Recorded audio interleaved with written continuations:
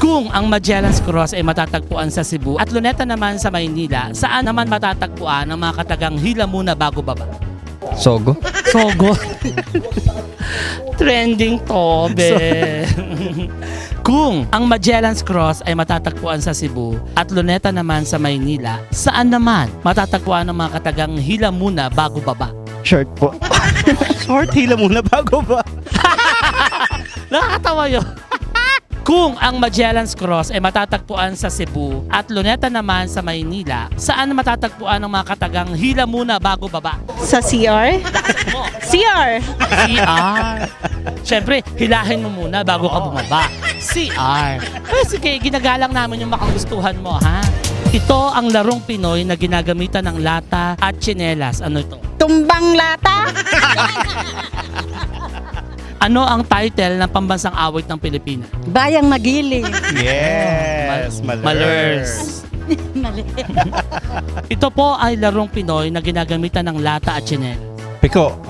Piko. Pwede naman din talaga. Pipiko. Walang lata yan. Hagis natin ng lata.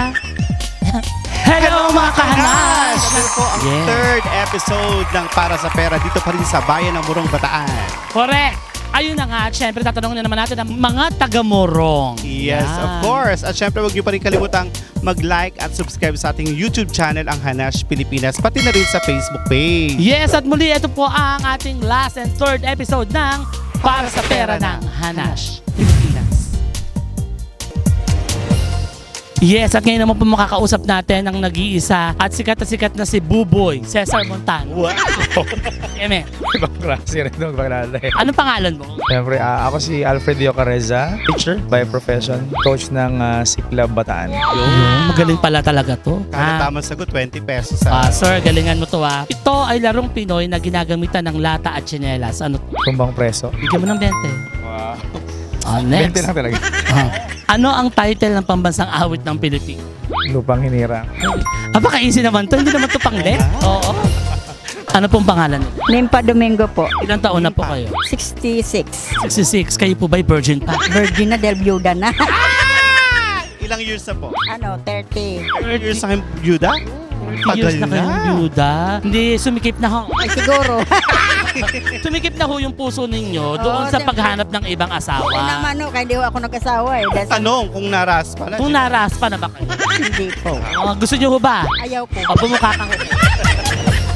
Okay, mami, kada tamang sagot, 20 pesos. Galingan nyo. Ito ang larong Pinoy na ginagamitan ng lata at tsinelas. Ano ito? Tumbang lata? Ano ang title ng pambansang awit ng Pilipinas? Bayang Magiling.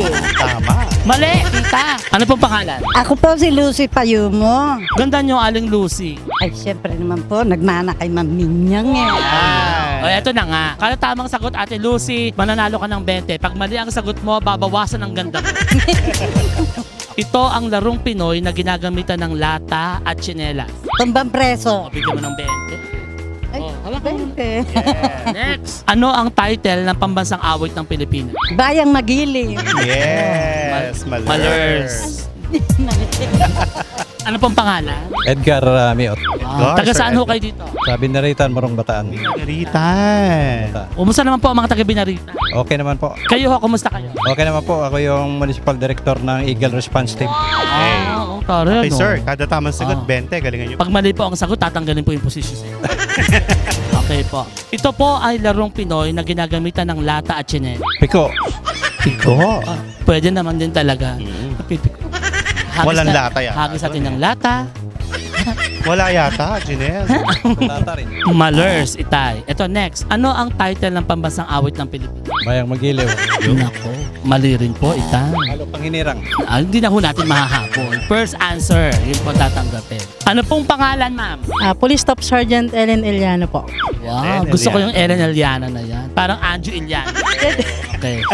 Dito Okay. kayo ngayon sa Morong, syempre. Yes po, sa Morong Municipal Police Station po. Shoutout ko po ang aming pong officer in charge po ng Morong Municipal Police Station, Police Captain Carlito A. Boco Jr. Sir, magandang gabi sir. Lakas mo kay Sir, ah. Yes po. Yan. Okay, kada tamang sagot po, 20 pesos. Galingan po na. Ito ay larong Pinoy na ginagamitan ng lata at tsinelas. Tumbang preso. Bigyan mo ng 20 si ma'am. Para Iba din. familiar si ma'am sa mga tumbang. Oo, marami na po ba na ito? Joke lang, biro. Ay, hindi, mabait to. Kilala natin to. Matagal sa balanga to. Yes po. Almost 10 years. Yes. Ano ang title ng pambansang awit ng Pilipinas? Lupang hinirang. Yes, dapat yan. Ang galing. Di naman magiging pulis to kung mahinahin na to. Sinong W ang kapartner at love interest ni Peter Pan? Winnie. Ano Yun pilido? lang. The Pooh? Winnie the Pooh. Alert. Malers. Sinong W ang kapartner at love interest ni Peter Pan? Wendy. Yan. Ayan. Hawakan nyo, kailangan. Sinong W ang kapartner at love interest ni Peter Pan? Oh, Wenang. Oh, si Wenang. Si Wenang, yun ba yung chismosa? Marites. Ay, hindi ko alam. Mukha namang mabait siya. Mabait siya. Pero mali yun, ha? Sinong W ang kapartner at love interest ni Peter Pan? Weng. Weng? Si Weng. Malapit na sana. Binigay ko na yung clue. Oo. Malapit. Oo, malapit. Sinong W ang kapartner at love interest ni Peter Pan? Si Wendy. Yun, talaga naman. Nanonood nung araw. Mukhang mape-perfect. Anong apelido ni Ano yung edad? Ano, Mape-perfect. ano yung apelido ni Wendy? Wendy? Di mo alam? Wendy Bongat. Ano ka ba? Si Wendy Kala Bongat. ko si Wendy's Bake Shop. Si Wendy Bongat po, yun po yung totoong apelido ni Wendy na jowa po ni Peter Pan. Wendy Bongat. Sir. Pakita mo yung tama. Bayis.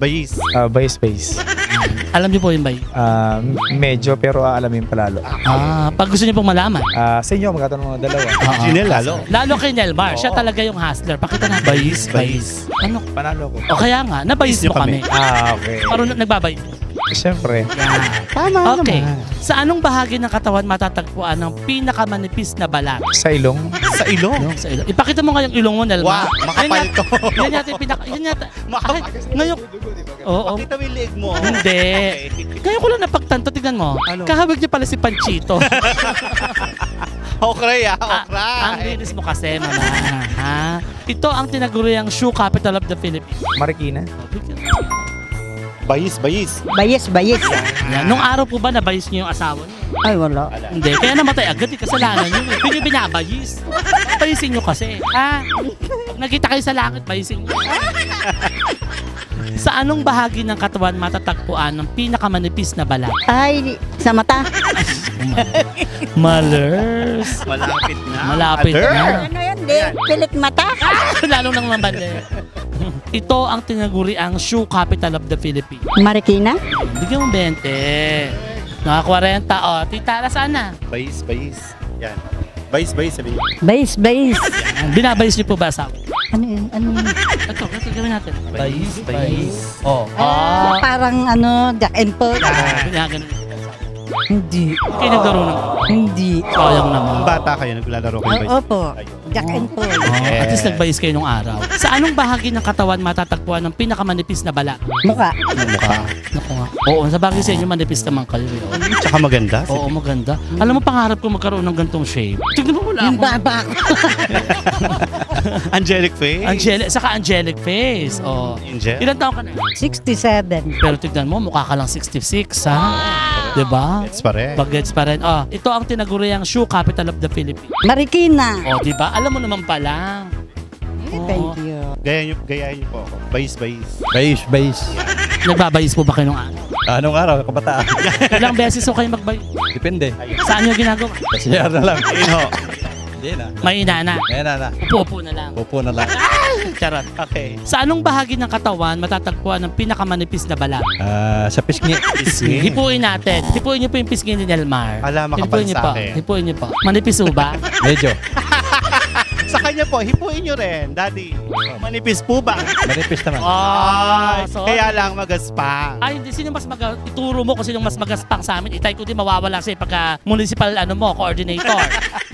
Sino pinahirapan pa si Daddy? Okay na yun. Ayaw mo. Question. O, ito na. Makinis yun sa'yo. Ayan, salamat itay. Mama. Alam niyo na. Ito tinaguri ang shoe capital of the Philippines. Ano SM? Manila. Ano po? Ulitin nyo nga. SM. Manila. Shoe Mart. Correct. Oo. Bigyan mo na lang ng 20 si Itay. Bayis. Bayis. Bayis. Mayroon pa isa. Ah, Fish. Fish. Dapat talaga doon tayo sa fish. Sa anong bahagi ng katawan matatagpuan ang pinakamanipis na balat? Sa tenga. Hipuin niyo po ang tenga ng Nelmar. Manipis po ba? Manipis na. Oo. Kay Jinel po. Makapal. Ano to? Pang tenga? Ano to? Pang sisig? Yung magaspak. Ganon. Parang hipuin ko rin po sa inyo. No, Jinel. It's a tie. Okay. Mali po, madam. Pero ito ang tinaguriang shoe capital of the Philippines. Marikina City. Paki-follow lang din yung page ko, Alfred Yocareza, para sa Siklab Bataan. Pagkapatuloy na pagtangkilik ng mga kabataan natin through Siklab Bataan. Like and subscribe to Hanash Pilipinas. Like and subscribe to Hanas Pilipinas. Like and subscribe to Hanas Pilipinas. Like and subscribe to Hanas Pilipinas. Like and subscribe to Hanash Pilipinas. Ayun na. Ayun na.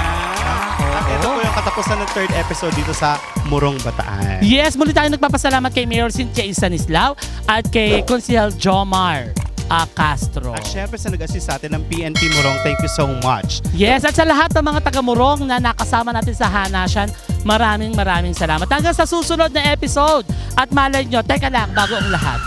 Kailangan namin mag-super thanks kayo. Dito. Siyempre, sa I-click lahat nyo ng yung super thanks. sa lahat ng episode natin dapat At i-follow nyo kami sa aming mga TikTok account, ha? Ayan. At batiin ko lang si Xavier de Guzman. Happy viewing. At binawati natin si Wendy Bongat, ang jowa ni Peter Pan. At ito po ang Para sa Pera ng Hanash Pilipinas.